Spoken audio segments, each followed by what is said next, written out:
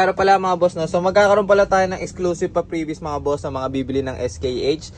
At nagkaroon tayo ng pa previous dahil medyo nakakalahati na natin yung stocks nito mga boss. So last 5 bundles pala on hand natin. Pero itong exclusive pa previous natin is for the first tatlong buyer lang na bibili mga boss. So ito yung makukuha nilang previous.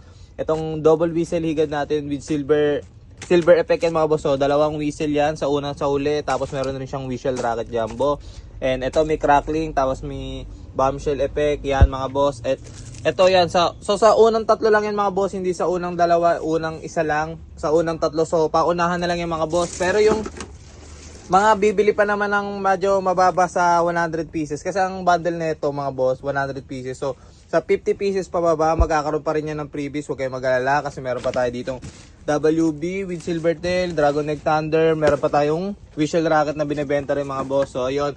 So, eto mga boss, for the first 3 lang to mga boss ito ang mga tatanggap nilang previous yun mga boss. Paunahan na lang direct PM, payment first time mga boss, Gcash lang or bank transfer. Yun mga boss, pwede tayo mag-code, Lalamove and yun. Peace.